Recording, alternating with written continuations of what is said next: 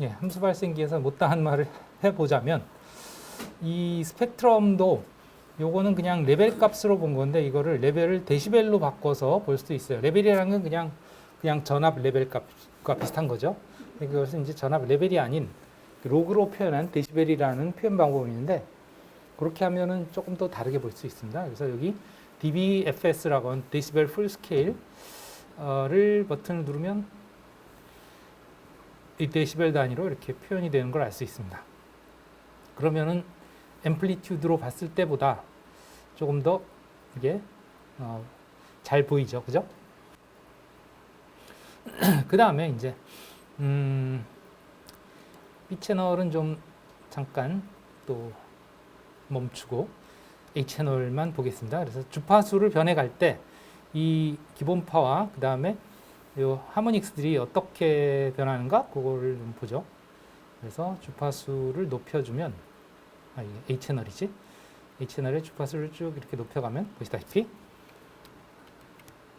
쭉 높여가면 기본파도 당연히 주파수가 높은 쪽으로 이동해 가지만 그 다음에 고주파들도 당연히 이제 그 2배, 3배, 4배, 뭐 5배 이렇게 되니까 점점 더 이 간격이 어떻게 돼요? 이 간격이 벌어지죠. 마치 그 풍선에다가 이렇게 눈금을 긋고 풍선을 확 불면 어떻게 돼요? 그 간격이 확 넓어지죠. 그죠? 그거랑 비슷한 개념이죠. 네. 그 기본파의 주파수가 높으니까 그거의 3배, 5배, 7배의 주파수도 그거보다 더 커지니까 그만큼 간격이 벌어지는 것이. 네. 계속 그렇게 주파수가 줄어들지? 거꾸로? 네. 아, 맞아.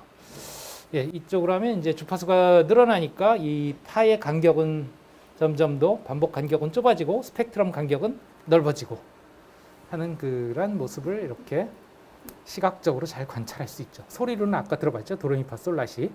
예, 그거. 그리고 스펙트럼은 이러하다. 이러한 그 파의 합성이 악기음의 합성, 그러니까 전자악기들이 이제 악기음을 합성해서 많이 내거든요. 물론 요즘은 전자악기들도 대부분 음을 이렇게 그냥 파를 합성해서 내는 게 아니고 샘플링을 합니다. 진짜 연주음을, 그러니까 진짜 악기의 연주음을 샘플링을 해서 데이터로 가지고 있고 그걸 가지고 이제 도레미파 솔라시도에 맞춰서 플레이를 시켜주는 거예요. 그래서 좀 더 그 진짜 악기 음에 가깝죠. 뭐 피아노니, 바이올린이, 뭐 첼로니, 플루트니 예전에는 그걸 다 그 파의 모양을 분석해서 어쨌든 걔네들이 대부분 주기파거든요. 주기. 뭐 첼로 음이나 뭐 바이올린 음이나 대부분 주기적인 음이요. 삐 소리가 난다는 건 연속적으로 변화가 거의 없잖아요. 삐 어때요? 1초 지나고 2초 지나도 거의 계속 똑같죠. 왜 주기적으로 나오기 때문에 그렇거든요. 그렇기 때문에 어떤 주기파라는 건 결국은 어떤 기본파와 그것들의 하모닉스의 합이니까 파의 모양을 보고서 그 파의 모양에 가깝게 맞춰 나가는 거예요. 네. 하모닉스의 크기들을 조절해 가면서 그 파의 반복적인 모양에 맞춰 나가는 것이 이제 전자악기의 어떤 기본 컨셉이었는데 요즘은 다 그냥 샘플링으로 바뀌었다. 옛날에는 합성이었다 그러면 요즘은 그냥 샘플된 데이터를 가지고서 그냥 뿌리는 그런 방식이다. 또 여러분들이 원하는 파를 그릴 수도 있습니다. 임의 파형 그리기 위해서 뭐 이렇게 그려요. 한 주기 그리면 네, 그것에 따라서 이렇게 주기적으로 반복되는 파도 나올 수 있는 거죠. 주파수를 높이냐 낮추냐에 따라서 이제 주파수 낮추면 이렇게 주기들이 시간이 멀어지고 이렇게 하면 주기들이 가까워지고 그 다음에 그 안에 들어있는 스펙트럼 성분들도 내가 어떻게 그리느냐에 따라서 그죠? 파의 모양에 따라서 결국은 이 스펙트럼의 그 고조파의 크기들이 달라지는 걸 알 수 있죠. 그죠? 예를 들면 이렇게 완만하게 변하게 그리면 좀 이 고조파들이 적게 나오고 적게 나왔나? 모르겠다. 좀 이렇게 완만하게 그리면 네. 완만하게 그리면 고조파들이 적게 나오고 좀 지저분하게 막 그리면 어때요? 고조파들이 막 살아나죠? 높은 주파수들이. 네. 네. 그렇습니다. 그게 결국은 네. 파의 모양이 결국은 이 고조파들의 크기의 어떤 그 조합이 어떠냐에 따라 바뀐다. 합성이 이렇게 이해하시면 되겠고요. 음성 합성도 초기에는 이런 식으로 많이 했어요. 그래서 되게 로봇 소리 같았죠. 그죠? 그런데 이제 요즘은 그 음성 합성도 워낙 자연스럽죠. 그죠? 예. 그것도 많이 이제 실제 그 사람 목소리를 샘플링을 해서 그걸 기반으로 학습을 해서 팔을 만들기 때문에 훨씬 더 자연스럽게 들리죠. 옛날 뭐 한 2000년대 초반의 그 음성 합성은 거의 그 뭐 로봇 소리와도 비슷했습니다. 이런 식으로 팔을 만들었기 때문에. 어쨌든 그래서 이런 것들이 결국은 프리의 그 혁혁한 공에 따라서 우리가 이런 것들을 활용할 수 있게 됐다 하는 거죠. 예.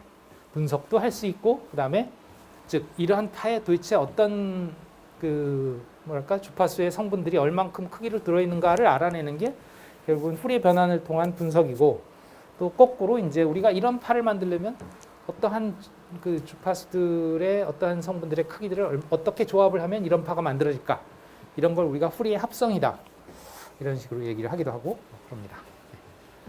그래서 아주 중요한 주제 중에 하나예요, 이 부분이. 네, 이렇게 한번 알아봤고요. 그래서 뭐 재밌게 활용을 할 수 있습니다. 뭐또 파를 읽어와서 플레이를 하면서 볼 수도 있고, 그건 골드웹에서 마찬가지죠. 웨이브 파일 불러와서 이제 플레이 시킨다든가 그렇게 할 수 있고요. 그다음에 마이크로 실시간 입력도 이제 할 수 있죠. 마이크 테스트, 마이크 온. 마이크는 잘 안 되네. 파가 안 나오네. 다시 마이크 입력. 스테레오 믹스가 아니고 라인 입력 기본값 이걸로 해야 되나? 아마 이걸로 해야 내 마이크 소리가 들어올 것 같아요. 라인 입력이 지금 이 저기 77 마이크 앰프에서부터 오는 거기 때문에. 그리고 레벨 그죠? 들어오죠? 오케이, 이번에만 허용. 얍. 마이크 테스트, 그죠? 이런 식으로 볼 수 있죠. 스펙트럼도 여기에서 이제 앰플리튜드가 아니고 dB 풀 스케일로 보면 좀 더 이렇게 크게 나타나죠, 그죠? 그냥 앰플리튜드로 봤을 때는 이렇게 작게 나타나는 것처럼 보이지만 물론 작긴 작죠. 그런데 이거를 그 데시벨로 보면 이 크고 작고의 차이가 그렇게 커지지 않는다. 해보면 하면 큰 것도 나타나지만 아주 작은 것도 여기 있잖아요, 그죠? 주변에는 그런 것들이 그다지 차별되지 않게 이렇게 나타난다 하는 거죠. 했을 때 아까 이거 보세요. 이제 제가 할 때 여기 스펙트럼들이 이렇게 선으로 나타나는 게 있는데 그게 이렇게 벌어지는 걸 보세요. 벌어지죠. 이게 뭐예요? 기본파에서 300, 200, 300, 400, 500 고조파들의 사이가 점점 멀어지는 거예요. 아까 우리가 톱니파의 주파수를 높여가니까 어땠어요? 고조파 사이가 쫙 벌어졌잖아요. 그거하고 똑같은 거예요. 우리 목소리도 사실은 그렇게 주기적인 신호들이 있기 때문에 그 주기적인 신호 자체가 이렇게 그 기본파와 고조파들의 합으로 이루어진 것을 알 수 있고, 여기서도 파형을 이건 좀 잘 안 보이지만 이 타임 스케일을 또 조절할 수 있거든요. 요 구간당 시간을 얼마를 할 거냐 조절을 하면 이 파를 압축해서 보거나 이렇게 또 확대해서 볼 수 있는데요. 이걸 이제 이렇게 하면 더 압축해서 볼 수 있어요. 더 많은 시간을 보기 때문에 어때요? 엄청나게 그 주기적이죠. 그죠? 엄청나게 주기적이에요. 똑같은 패턴이 계속 반복이 되죠. 요거를 확인해 보려면 여기에 포즈를 눌러서 마이크 실시간 입력 포즈가 있거든요. 이걸 눌러서 보면 볼 수 있어요. 딱 포즈 잡아보면 그죠? 똑같은 게 이렇게 패턴이 반복되잖아요. 그죠? 포즈를 풀면 다시 받아줘야 되는데 여기서 이제 버그가 아직 안 잡혔어요. 한번 포즈 걸고 나면 그냥 죽어버립니다. 내가 이걸 계속 좀 고치려고 해봤는데 죽어도 못 하더라고요, 얘가. 이러고 나면 다른 사운드도 선택이 안 돼. 다른 사운드 선택을 해도 소리가 안 나. 뭐 하여튼 여러 가지 버그들이 지금 자잘한 것들이 남아 있는데요. 이럴 때는 이제 다시 리로드 해가지고 다시 마이크 선택해서 하면 되긴 됩니다. 그래서 이번에만 허용. 되잖아요. 이번에는 이제 2로 해볼게요. 2의 파형은 어떠냐? 2의 파형은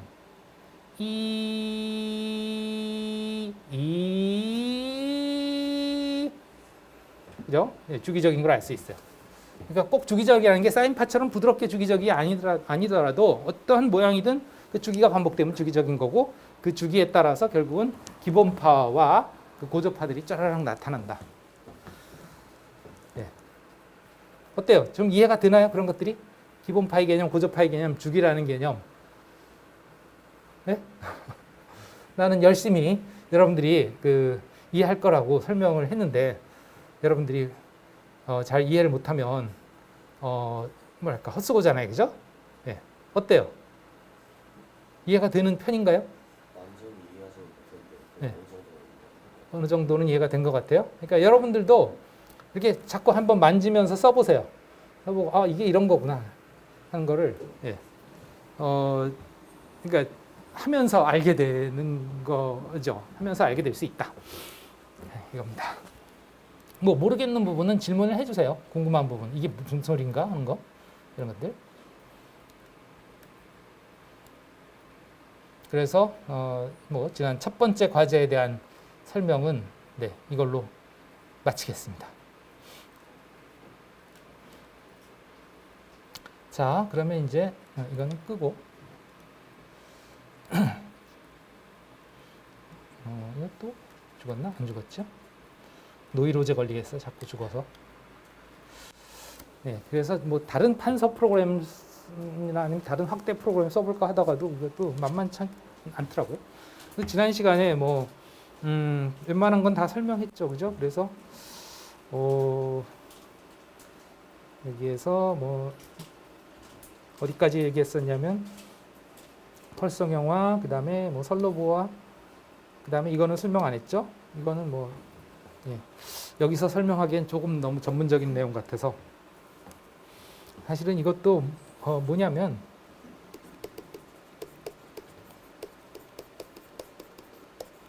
이거를 설명하는 거예요. 이 식은 기억나나요 혹시? 한번 본 적이 있는데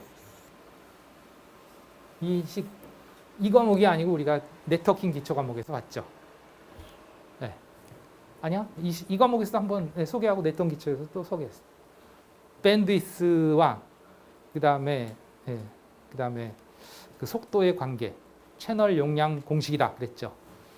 이 식을 달성하기 위한 그 기술의 발전의 역사가 통신 기술의 역사다 하는 얘기도 했죠. 네.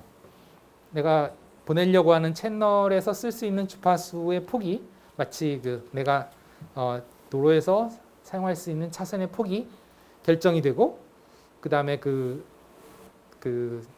주파수의 폭 안에서 신호와 잡음의 비율이 결정이 되어 있으면 그것에 따라서 이론적으로 전송할 수 있는 데이터의 속도는 이론적으로 그 최대값이 정해져 있다.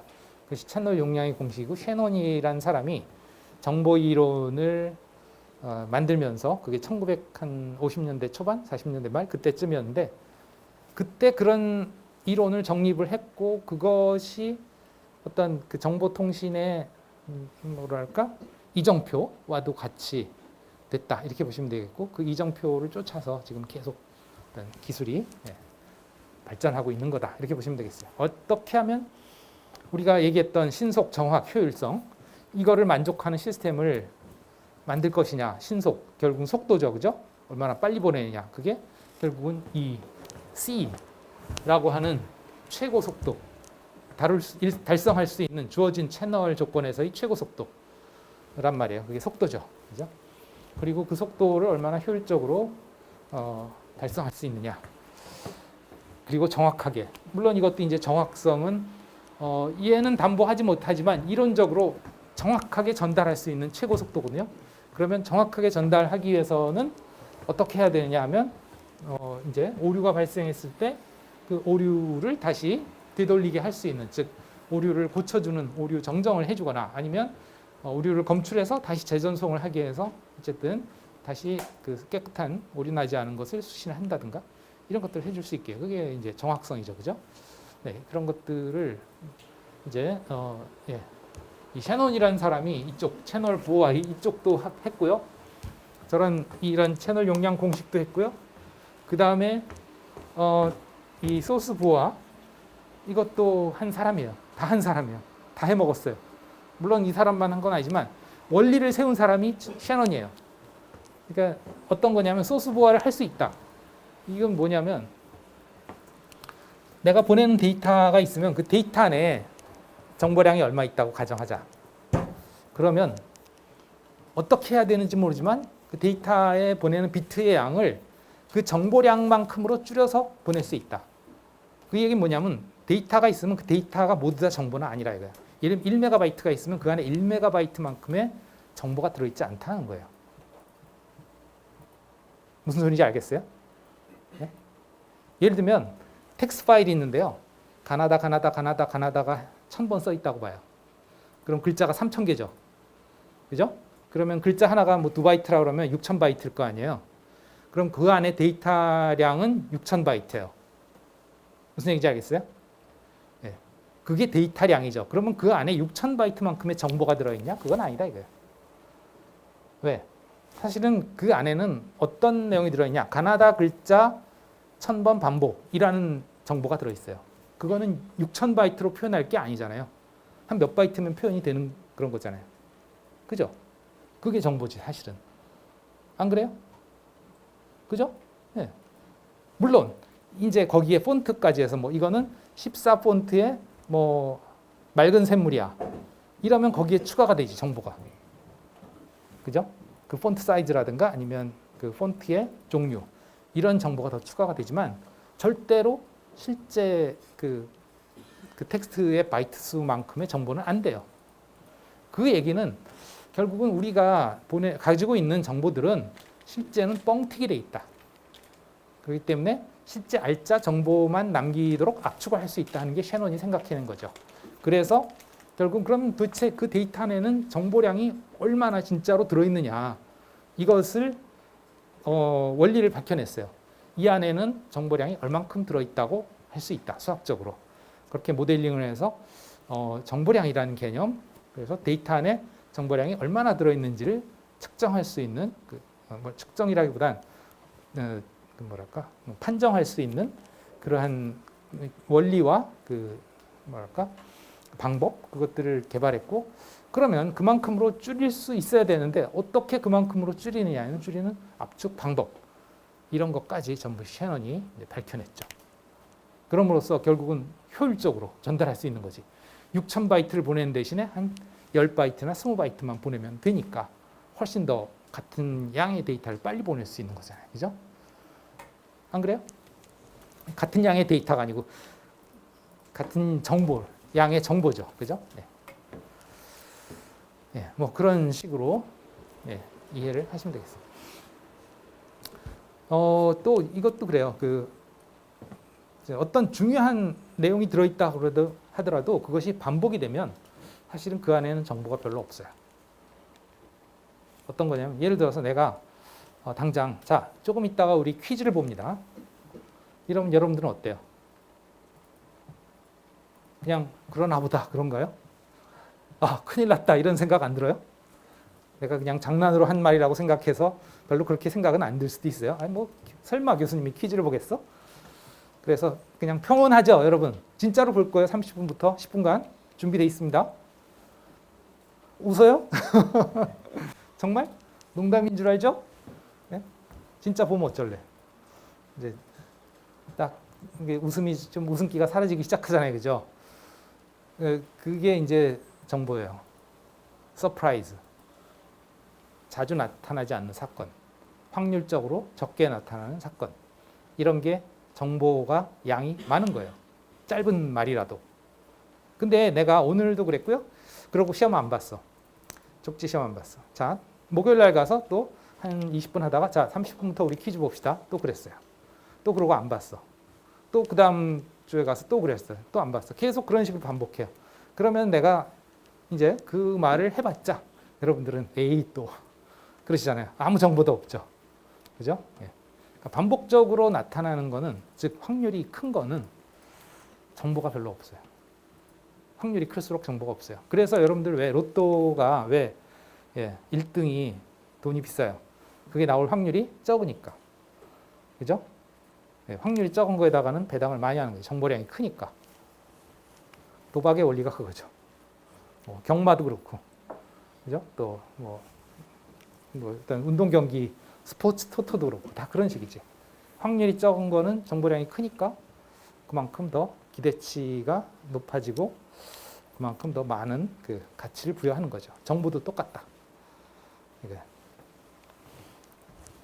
그래서 데이터를 줄일 때도 반복적으로 나오는 것들은 그냥 이거 몇 번 이런 식으로 우리가 퉁칠 수 있다. 그래서 압축을 할 수 있다. 그래서 실제로 여러분들 말이요. 지금 한번 해보세요. 가나다만 계속 입력해서 가나다만 입력해서 한 5,000바이트 만들어서 파일로 저장한 다음에 텍스트 파일로 저장한 다음에 반디집이나 이런 걸로 압축해 보세요. 그 다음에 그냥 그 사이트에서 있는 글씨 대충 해서 한 5,000글자 이렇게 드래그 해가지고 노트패드에 집어넣어서 저장한 다음에 압축해 보세요. 두 개의 파일의 사이즈가 달라요. 압축한 결과가. 왜 그러냐? 반복적으로 나오는 건 확률이 크기 때문에 정보량이 별로 없다. 그래서 압축이 잘 돼요. 즉 데이터를 더 팍팍 줄여서 알짜만 남길 수 있어요. 그러나 웹사이트에서 긁어온 글은 막 이 글자 저 글자 많이 들어있잖아요. 그죠? 막 중구난방으로 섞여 있죠. 그러니까 그만큼 더 확률적으로 나타날 확률이 다 적은 것들이고 그만큼 정보량이 많이 들어있어요. 그래서 압축이 잘 안 돼요. 압축이라는 거는 정보량을 잃어버릴 만큼 압축을 하면 그거는 우리가 손실 압축이라 그래요. 전에 얘기했듯이 MP3 같은 건 아주 압축을 많이 하면 소리가 듣기 싫잖아요. 그게 왜 그러냐면 원래 소리에서 벗어났기 때문에. 그러나 FLAC라고 하는 플래그라고 하는 또는 애플 로스리스 오디오 코딩이라고 하는 엘렉 같은 그 압축 방법으로 압축을 하면 그거는 손실이 없이 원음 그대로 복원이 가능한데요. 이런 것들은 압축률이 그렇게 크지 않죠. 그것도 음에 따라서 물론 달라지긴 하는데 아까 얘기했듯이 이제 확률에 따라서 그렇게 무손실로 즉 원래의 것을 그대로 복원해낼 수 있는 압축은 어쨌든 확률이 큰 것이 더 압축이 잘 되고 확률이 적은 것이 압축이 잘 안 된다. 그 zip 파일로 압축하는 게 아주 대표적인 무손실 압축이죠. 복원했을 때 원본이 그대로 다시 살아나야 되니까. 뭐 예를 들면 파일을 압축했는데 복원해 보니까 깨져 있으면 안 되잖아. 그죠? 원본과 달라져 있으면 안 되니까. 그런 식이에요. 어쨌든 그런 것들을 샤논이 다 했단 말이에요. 샤논이 다 했고요. 이것이 여기에 그 적용되는 원리는 뭐냐면 이겁니다. 똑같은 정보량을 보낼 수 있는데 똑같은 데이터량을 보낼 수 있는데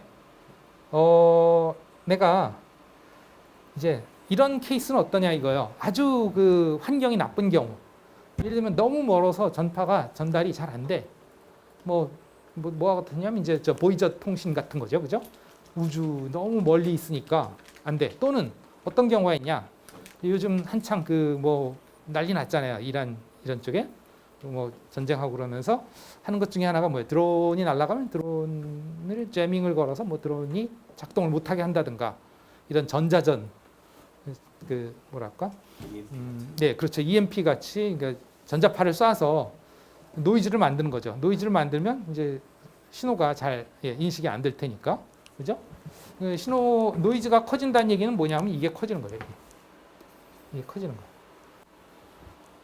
그러면 신호 파워는 너무 키우면 이게 문제가 있는 게 신호가 노출이 잘 돼요. 신호가 아주 내가 어떤 통신 신호를 날렸는데 너무 신호가 커버리면 그게 적도 그걸 수신할 수 있잖아요. 그죠? 그래서 노이즈가 많은 상황에서 실제 통신 신호는 아주 작아질 수가 있어요. 적의 이렇게 전자파 방해 때문에 그럴 수도 있고 아니면 일부러 그렇게 할 수도 있고. 근데 그렇게 되면 이게 작아지잖아. 그죠? 신호는 작고 노이즈는 크고. 그죠? 그리고 이게 작아지면 이게 작아지겠죠. 그죠? 이 두 개의 곱이니까 이게 작아지면 이게 비례해서 작아질 거다. 그러면 이걸 유지시키고 싶으면 어때요? 이걸 키우면 돼요. 그러면 이거는 작아도 이건 크니까 이건 유지가 되죠. 알겠어요? 이해가 되죠? 이는 C는 A 곱하기 B인데 C라는 값이 얼마가 있을 때 A, B가 정해져 있을 때 B가 작아졌다. 그러면 A를 키우면 C는 일정하게 유지가 될 거 아니야. 그 컨셉이죠. 그래서 신호가 작고 노이즈는 큰 환경에서는 이 통신을 하기 위한 대역폭을 넓히면 된다. 더 넓은 주파수를 통해서 신호를 퍼뜨려서 보내면 된다. 이거죠. 그러니까 도로 사정이 안 좋을 때는 차선을 많이 쓰면 된다 하는 거지. 쉽게 얘기하면. 나눠서. 그러니까 도로 사정이 안 좋을 때는 여러 개의 차선에 나눠서 보내면 된다. 네. 그러면 천천히 가더라도 많이 갈 수 있다는 거죠. 그죠? 안 그래요? 네. 한 차선을 쓰는 것보다 세 차선, 네 차선을 써서 나눠서 보내면 한 차선으로 가는 양이 적어도 어쨌든 간에 많아지지. 전체적으로. 그 뜻이에요. 이해가 돼요? 네? 그러니까 신호대 함비가 크다는 얘기는 엔진이 빵빵하고 도로가 아주 매끈하다. 그런 원활한 도로를 의미하죠. 그 다음에 이제 신호대 함비가 낮다는 얘기는 엔진 파워가 형편없고 도로가 울퉁불퉁하다. 그러니까 비포장길을 리어커로 끌고 가는 그런 상황이죠. 그죠? 그러면 신호가 빵빵한 차로 한 차선으로 빨리 갈 수 있는 거나 한 리어카로 100차선으로 100대가 지나가는 거나 시간당 운송량은 비슷하겠다. 알겠어요? 그런 개념인 거죠. 예. 그랬을 때 결국은 그 용량을 유지하기 위해서 대역폭을 키운다. 그게 뭐냐? 바로 이 주파수 확산이죠. 그러니까 주파수를 넓혀서 확산시켜서 보내겠다. 그래서 신호는 별로 세지 않아도 아주 넓게 퍼져서 가니까 그것이 나중에 수신 측에서 다시 이렇게 모아서 보면 이렇게 쌓일 수 있다. 티끌 모아 태산이라고 부르죠. 그죠? 넓게 퍼져 있는 티끌들을 쫙 모으면 쌓인다 이거지. 네, 그렇게 할 수 있다. 실제 군에서 이런 방식을 많이 써요. 군에서 재밍 같은 것들이 많이 들어오기 때문에 그 재밍에 대해서 가능한 한 이제 노출이 되지도 않고 또 이렇게 그 통신의 용량을 유지하기 위해서 이렇게 주파수를 넓혀서 보내는 확산 스펙트럼 방식이라고 하는데요. 그런 통신 장비들을 많이 쓰고 있습니다. 실제로. SS, 스프레드 스펙트럼이라고 그러는데요. SS 통신 장비, 뭐 그런 식으로. 혹시 군에서 통신 병과 해본 학생 있나? 없나요? 없군요. 예전에는 보니까 뭐 무전병도 하고 막 그런 학생들이 있던데, 그 행군할 때 보면 이렇게 중대 무전기 딱 메고 가는 학생들 있잖아요, 그죠? 안테나 긴 거 해가지고. 네, 그런 학생들이 쓰는 그런 무전기가 아마도 옛날에는 그게 안 그랬는데 요즘은 다 그렇게 디지털로 이렇게 스펙트럼 확산시켜서 쓰는 통신 방식을 쓸 거예요. 그 다음에 와이파이에서도 일부 낮은 주파수에서 그걸 쓰고 있습니다. 낮은 주파수 2.4GHz역의 낮은 속도 한 11Mbps의 속도로 사용하는 그런 와이파이에서 그 방식을 쓰고 있고 요즘에 나오는 와이파이 7까지도 있죠. 와이파이 요즘 6, 7 이런 것들이 나오는데 이런 애들도 다른 방식이긴 하지만 어쨌든 주파수를 최대한 이렇게 넓혀서 쓰는 방식을 많이 쓰고 있어요. 네, 그런 얘기들을 해봤습니다. 뭐 그 정도, 이것도 그냥 보니까 뭐 웬만큼 설명했네. 실제로 그럼 그걸 어떻게 하느냐는 이제 8장 가면 있고, 여러분들 2학기 때 공부하고 싶으면 2학기 때 이제 디지털 통신 시스템을 수강하시면 됩니다. 거기서는 또 이제 매틀랩이라는 프로그램을 이용해서 프로그램을 가지고 한번 뭐 시뮬레이션도 해보고 그럴 거라고 생각이 돼요. 그렇게 알고 있어요. 네, 그 다음에 또 이런 것도 다 했죠, 그죠? 그 다음에 다중화, 그 다음에 변조, 목조. 이 얘기도 어느 정도 했죠, 그죠? 그래서 변조를 통해서 어떤 한 곳에 집중돼 있던 그런 그러니까 이 스펙트럼으로 봤을 때 한 곳에 집중돼 있어서 여러 개의 채널들이 다 똑같은 그 대역에 있던 그런 신호들을 다 다른 데로 옮겨서 나눠서 주파수를 나눠서 예를 들면 뭐 그 와이파이 같은 채널을 나눠서 그죠? 1번 채널, 2번 채널, 3번 채널 이런 식으로 다른 채널로 통신을 하게 하거나 아니면 뭐 라디오 같으면 라디오 주파수별로 다른 그 방송 채널로 하거나 TV도 마찬가지죠. 이런 식으로 그 주파수로 나누어서 다중화를 하거나 아니면 그렇게 하기 위해서는 변조가 필요하다. 왜? 지난 시간에 얘기했던 것처럼 어떤 정보 신호의 스펙트럼을 어떤 특정 주파수로 옮기려면 어떻게 하면 되냐? 그 주파수의 반송파랑 곱하면 된다 그랬죠. 그죠? 예. 곱하면 그 반송파의 주파수 대역으로 원래 정보의 스펙트럼이 이동을 한다. 그랬어요. 그건 우리가 수학적으로 보여드리고 그 다음에 시뮬레이터에서 실제 스펙트럼으로도 봤죠. 그죠? 파형과 스펙트럼으로도 곱을 했을 때의 파형과 그 다음에 그것의 각각의 스펙트럼이 곱을 했을 때 어떻게 스펙트럼이 이동을 하는가 이것도 봤어요. 그걸 이용해서 이제 변조가 가능하다라는 얘기를 했고 식으로도 썼죠. 네. 그 식 하나면 사실 엄청난 우리 통신에서의 많은 것들을 현상을 이해할 수 있는 식이에요. 그게 그 식이 식 하나인데 코사인 곱하기 코사인은 코사인 플러스 코사인 기억나나요? 네. 반사해주셨다. 네네 맞아요. 그게 코사인 뭐 곱의 공식인가 뭐 그렇죠. 이른바 아마 익숙하지 않은 학생도 있을지 좀 모르지만 그 식을 푸는 거는 내가 하라고 하지 않아요. 그러나 그 식이 도대체 무슨 의미를 갖느냐. 물론 당연히 여러 가지 의미를 갖지만 우리가 통신에서 그 식을 어떻게 활용할 수 있냐. 그 식이 통신에서 어떤 의미를 가질 수 있냐 하는 것은 다양한 그 용도로서 또 다양한 의미로서 그것이 우리한테 해석이 될 수 있다 하는 것들은 이해하는 게 좋겠다 하는 거죠. 나만 혼자 열심히 떠드는데 이해를 하고 있나요, 여러분들? 무슨 말인지? 그러면 네. 질문 좀. 네. 도청 같은 경우는 네. 어떻게 진행되나요? 주파수 통신 도청 같은 경우 네. 어떻게 진행되나요? 뭐 여러 가지 방법이 있는데 음파 자체를 그 도청하는 케이스도 그게 좀 많은 것 같은데 음파를 어떻게 도청하느냐의 문제인데 내가 여기서 말을 하면 음이 여기저기 퍼져나갈 거 아니에요. 그러면 예전에는 이제 마이크 은닉하는 방법을 썼죠. 근데 그 마이크 은닉은 이제 마이크를 탐지하는 그런 장비들 가지고 전자장비 탐지죠. 결국은 그걸 통해서 탐지가 될 가능성이 있기 때문에 그리고 또 그 마이크가 결국은 유선으로 어디로 연결되는 게 아니고 결국 거기서 무선으로 신호를 날려줘야 되잖아요. 마이크가 도청을 하려면 그러면 그 전파가 또 노출이 되죠. 그래서 요즘은 어떤 식으로 많이 하냐면 이제 저 유리창이 내가 말을 하면 어쨌든 음파가 저기 가서 유리창이 떨릴 거 아니에요. 그러면 저 유리창에다 레이저를 쏴요. 밖에서. 유리창이 떨리는 거에 따라서 레이저의 그게 막 산란이 달라지겠죠. 그거를 수신을 합니다. 그런 식으로 할 수도 있어요. 뭐 다양한 방법을 뭐 스파이들이 고안을 해서 하고 있죠. 네. 또 뭐 다른 질문 있을까요? 없나요? 네. 그래서 이제 변조라는 것, 또 변조를 하는 이유 중에 또 하나가 뭐냐면 또 지난 시간에 얘기했지만 안테나 얘기했죠. 그죠? 전자파로 만들었을 때 그 전자파의 파장과 그 파장의 전자파를 효율적으로 송신하고 수신하기 위해서는 안테나의 길이가 그 파장에 매칭이 돼야 된다. 정확하게는 그 파장의 반일 때 효율이 좋다고 그래요. 파장의 2분의 1 또는 4분의 1 이렇게 그 2의 몇 제곱분의 1 그러니까 2분의 1, 4분의 1, 8분의 1 이럴 때 그 수신 효율이 좋다고 그래요.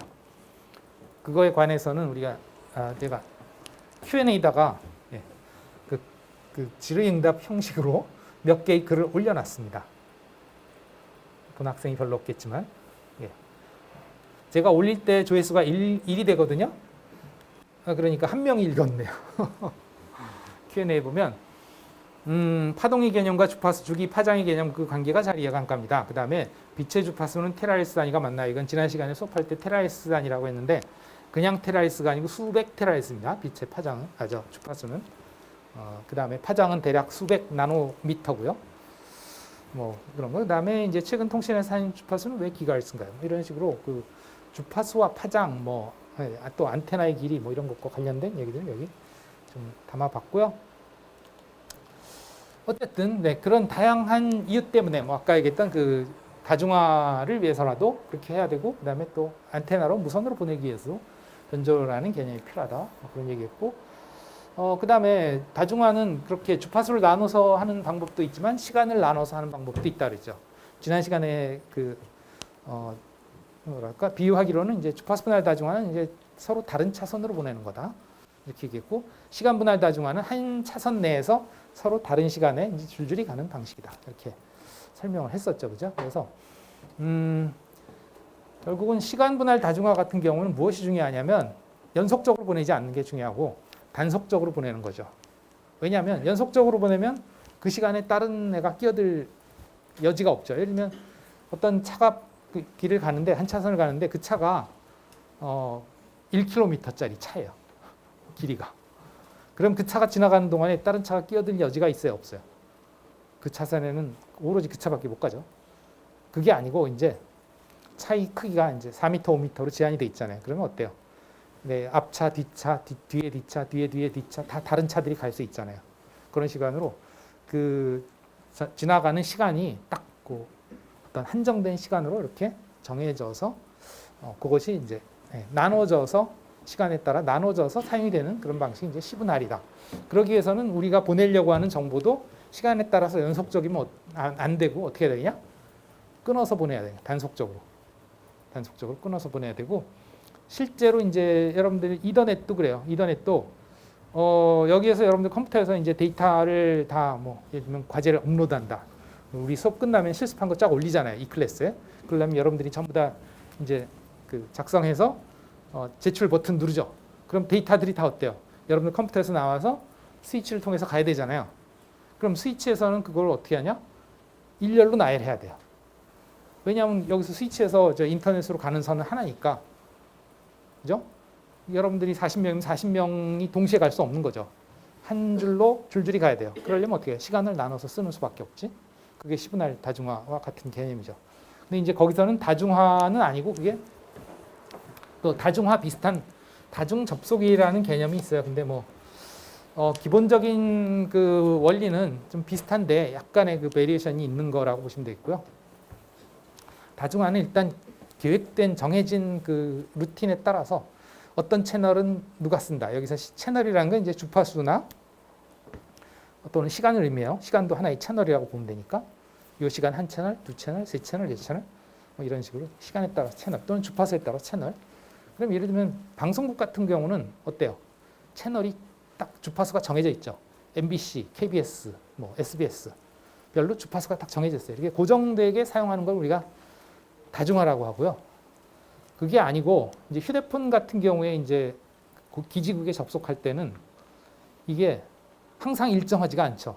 나는 그 휴대폰의 기지국 내 휴대폰이 그 기지국에 접속할 때도 있고 안 할 때도 있잖아요. 그러니까 항상 똑같은 채널을 이용하는 게 아니에요. 내가 그때 쓸 수 있는 빈 채널을 그냥 차고 들어가는 거예요. 그 채널은 조금 있다가 내가 다시 쓰려면 다른 사람이 쓰고 있을 수도 있어요. 이런 게 다중 접속이라고 그래요. 딱 계획된 대로 정해진 대로 쓰는 게 아니고 그때 활용할 수 있는 채널을 내가 그 동적으로 할당받아서 쓰는 그런 방식. 그게 이제 다중 접속이 되겠습니다. 영어로 따지면 이제 멀티플렉싱과 그게 다중화고요. 지난 시간에 했던. 그다음에 이제 다중 접속은 멀티플 액세스예요. 여러 개들이 접속을 하는데 어떤 그 정해진 그 뭐 항상 일정한 것에 따라서 접속을 하는 게 아니고 그때 이제 쓸 수 있는 채널을 차고 들어가서 쓰는 그런 방식. 멀티플 액세스. 어쨌든 그래서 시간이 너무 많이 지났는데 과제로 하려고 했었던 게 뭐냐면 이제 시분할 다중화를 한번 해보는 거예요, 여러분들이. 실제로 시분할 다중화를 어떤 식으로 해보느냐 하면 디지털로 해보는 건 아니고요, 아날로그로 해보는 겁니다. 아날로그. 그래서 그거를 제가 그 컨셉을 올려놓은 게 있는데 그게 안 보인다고 그러더라고요. 방금 후임했는데 무슨 이게 뭐라 말해야 되나 룰을 안는 것처럼 통기였잖아요. 네네. 이 3주차에 동영상 밑에 보시면 아날로그 신호의 샘플링 앤드 TDM 개념도라고 돼 있죠, 그죠? 그리고 설명은 있는데 설명도 안 나오나요? 설명은 나와요? 나오고 다른 게 안 나오죠. 이 그림이 안 나온다 이거죠? 예, 이 그림은 제가 그냥 그 어떤 사이트에서 실행되는 상황을 애니메이티드 GIF로 그 캡처를 해서 그래서 그 애니메이티드 GIF를 여기다가 그 인베드 시킨 거거든요. 근데 이상한 게 지금 이게 아마 학생 모드에서 안 보인다고 그러는데 내가 교수 모드를 화면을 볼 수도 있고 학생 모드로 화면을 볼 수도 있는데요. 내가 학생 모드로 보면 보이긴 하거든요. 근데 여러분들은 안 보인다는 게 조금 사이트 자체는 들어가서 신기해요. 예. 그래서 그 그림의 빈박스 영역을 클릭하면 링크가 걸려 있으니까 근데 그 링크가 정식 링크는 아니고 그 줄여놓은 그 압축 링크 타이니 URL이라는 링크라서 거기서 다시 한번 이 링크로 가기 버튼 눌러주시면 해당 사이트로 갈 거예요. 그러면 저게 뭐냐면 이제 회로 시뮬레이터라고 여러분들이 혹시 들어봤는지 모르겠는데 우리가 뭐 네트워킹 기초에서 패킷 트레이서라고 해서 이제 네트워크 시뮬레이션을 소프트웨어를 할 수 있다고 그랬잖아요. 그죠? 그것처럼 여러분들이 1학년 때 아마 회로를 배우고 회로 실험을 해보고 했던 걸로 압니다. 물론 교류 실험은 안 해보고 직류 실험만 해봤죠. 그래서 뭐 회로를 꾸미는데 대부분 아마 브레드보드로 꾸며봤을 거예요. 맞죠? 그죠? 뭐 저항이니 이런 것들을 이제 저항 2개 하고 뭐 그다음에 파워 서플라이 연결해서 저항 사이에 전압 재보고 이런 거 해봤죠? 그죠? 네? 예. 안 해본 학생도 있지만 우리 과 출신들은 대부분 해봤죠? 그죠? 네? 그거를 해봤을 건데 그렇게 실물로 실험을 할 수도 있지만 이렇게 컴퓨터에서 시뮬레이션으로도 해볼 수 있다. 예전에는 그 시뮬레이터 프로그램도 피스파이스라고 하는 아주 유명한 프로그램이 있었고요. 그거를 구매해서 설치를 해서 PC에서 실행을 할 수 있었어요. 물론 이제 평가판이 있어가지고 이제 교재를 사면 그 교재 뒤에 평가판 CD가 붙어 있어서 그걸로 설치를 할 수도 있었습니다만 물론 그거는 이제 시간적인 한계나 그 다음에 또 기능의 한계가 있죠. 어쨌든 그 아주 비싼 피스파이스라는 프로그램이 있는데 그 피스파이스만큼 100%는 못하지만 그 비슷하게 아주 기본적인 그 어떤 시뮬레이션을 이렇게 웹상에서 해볼 수 있는 그런 사이트입니다. 펄스타드라는 사이트인데요. 거기서 제가 샘플링과 TDM의 사례를 한번 간단하게 회로 시뮬레이션으로 만들어 봤어요. 이런 식으로 하면 샘플링이 되고 TDM이 된다 하는 걸. 그럼 여러분들은 회로를 몰라도 돼요. 그냥 이런 식으로 동작하는구나 하는만 알면 됩니다. 그래서 일단 이 부분이 뭐냐면 신호 발생기예요. 아까 봤던 대로 함수 발생기 있잖아요. 그죠? 그래서 여기서는 사인파를 만들고요. 여기서는 이렇게 톱니파를 만들고 여기에서는 삼각파를 만듭니다. 무슨 얘기인지 알겠죠? 네. 그렇게 만들어요. 그 모양을 지금 여기서 오실로스코프로 찍어서 관찰하고 있다 보시면 되겠어요. 이 연속적인 선 세 개 A, B, C입니다. 알겠죠? 네. A 여기 안 써있나? A 미안합니다. 이거구나. 거꾸로 요거 A, B, C 얘네들이 함수 발생기야.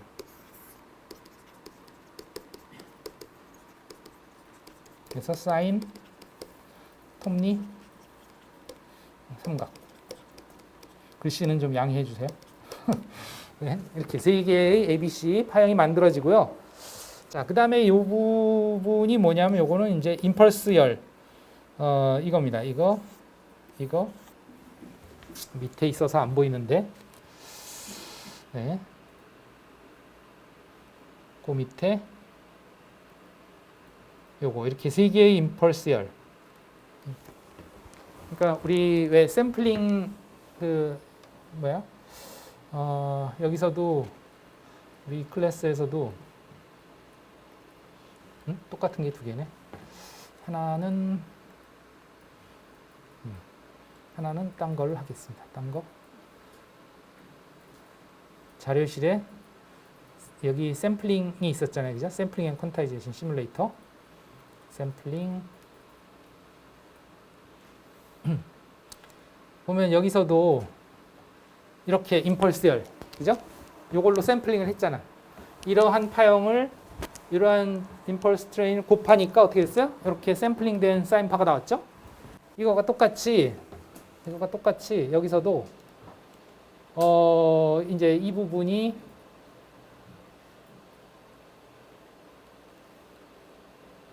이제 임펄스 트레인들이에요. 그리고 이 부분에서 펜으로 다시 만들어서 이 부분이 곱하기 회로입니다. 쉽게 얘기하면. 그러니까 사인파와 임펄스를 곱하고 그 다음에 삼각파와 임펄스를 곱하고 틈이파구나. 삼각파와 임펄스를 곱하고 해서 네, 각각의 샘플링된 신호가 또 너무 지저분하니까 다 지우고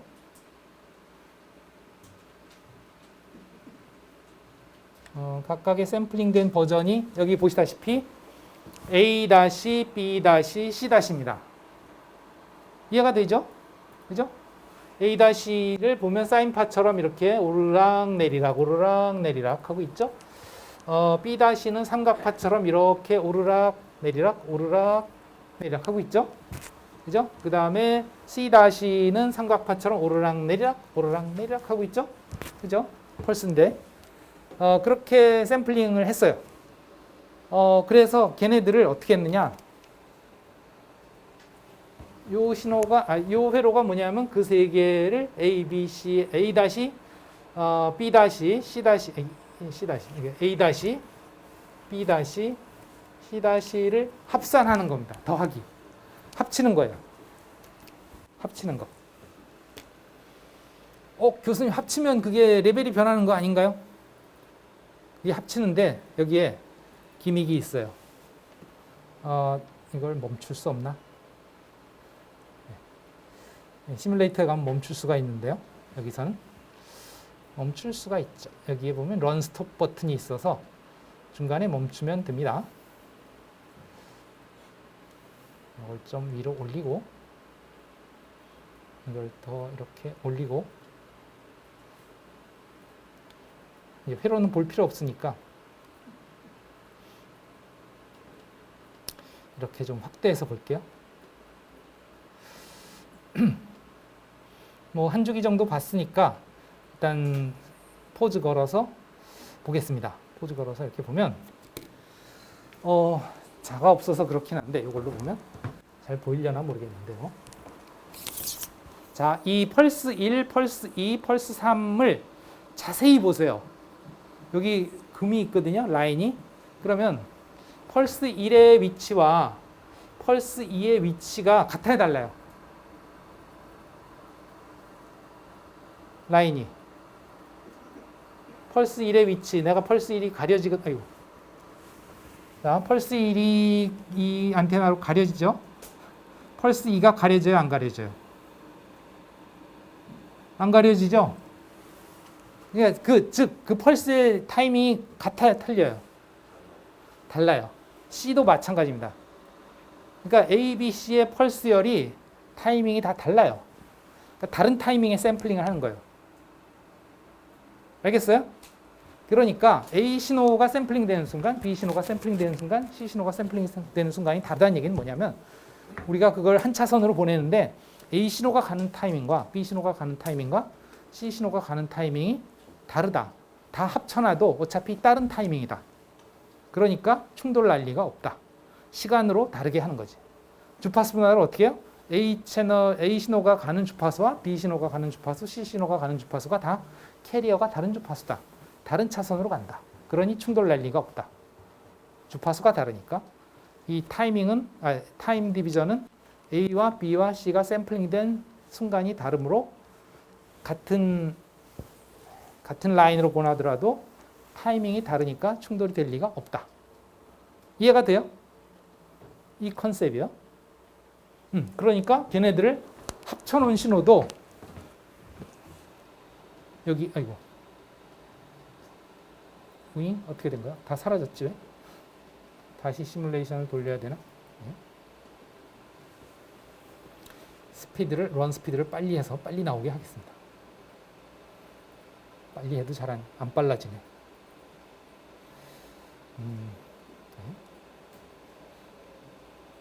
시뮬레이션 스피드를 빠르게 네, 시뮬레이션 스피드가 위에 있습니다. 이 위에 이거 네. 이걸 빨리 하면 좀 빨리 가죠. 바바바박 갔어요. 예, 그렇습니다. 그래서 A 샘플링한 거 A-, B 샘플링한 거 B-, C 샘플링한 거 C-를 아까 더했잖아요. 여기서 더한 결과 A- 플러스 B- 플러스 C-가 10분할 다중화된 거다 이거. 가만히 보면 이게 A, B, C, A, B, C, A, B, C, A, B, C 이렇게 반복이 되는 거지. 이해가 돼요? 네? 자, 그러면 수신 측에서는 나는 저거 다 필요 없고 A만 필요한데 그럼 어떻게 하면 되겠어? 자, A, B, C가 합쳐져서 A, B, C, A, B, C, A, B, C에서 오는 게 있어요. 나는 A만 필요한데 어떻게 하면 돼요? A의 데이터만 그러니까 A의 데이터만 뽑으려면 어떻게 하면 될까? ABC, ABC, ABC가 정신없이 계속 뭐라 할까? 반복되면서 계속 되풀이되면서 오는데 그러니까 지금 여기 차가 도착하는데 A 오고 B 오고 C 오고 A 오고 B 오고 C 오고 A 오고 B 오고 C 오고 이러는 거야. 그럼 어떻게 하면 돼? B랑 C를 다른 쪽에서 빼요. B랑 C를 다른 데로 빼면 된다. 그 여기는 A만 픽하면 되는 거잖아. 네. 오는 것만 오는 차 중에 A만 쏙쏙쏙 뽑으면 되죠. 어떻게 하면 그렇게 할까?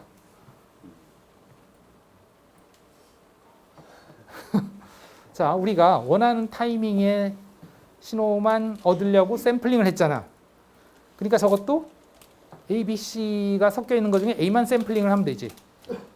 그죠? 그러니까 A가 들어오는 타이밍에 펄스만 딱 만들어서 그 A, B, C 합쳐진 거에 곱하면 B, C는 떨어져 나가고 A만 그대로 남을 거 아니야. 이해가 되나요? 이렇게 되는 거죠. 이제 예를 들어서 지금 이게 또 펜으로 그려야 되는데 이게 A라고 합시다. 여기에 A, A, A, A, 여기 A, A, A, A, A, A 이렇다 그러면 여기다가 곱하기 이러한 펄스열을 그 타이밍에 딱 맞는 펄스열을 곱하면 나머지 B, C는 어떻게 돼요? 다 제로잖아요. 그러니까 A만 남지. 이해가 돼요? 네. 그렇게 A만 추출하면 돼요. 오케이? 네. 그러면 우리가 A 샘플링한 것만 딱 남잖아. A 샘플링한 거는 다시 연속적으로 만들면 어떻게 돼요? 로우 패스 필터링 하면 다시 연속된 신호로 된다고 우리가 샘플링 이론에서 배웠잖아요. 그죠? 이해가 돼요? 예. 그렇게 하면 된다. 그러니까 송신 측에서는 샘플링을 해서 다른 시간에 타이밍을 샘플링을 해서 합산을 해서 전송을 하고 하나의 선으로 전송을 하고 받는 측에서는 내가 원하는 것만 그 타이밍에 딱딱딱 뽑아내고 어떻게 샘플링을 해서 이게 이제 TDM의 원리다. 기본적인 원리다. 물론 그 안에 실제 회로는 훨씬 복잡하고 이렇게 아날로그가 아니고 대부분은 디지털화해서 그걸 하는 거겠지. 그러나 이건 기본 컨셉을 과제로 내려고 했는데 시간이 다 됐으니까 다음 시간에 좀 부가 설명하고 다음 시간 과제로 하겠습니다. TDM. 선생님 오니까 원가 출결 네, 출결 또 해야죠. 네, 출결하고 끝냅시다.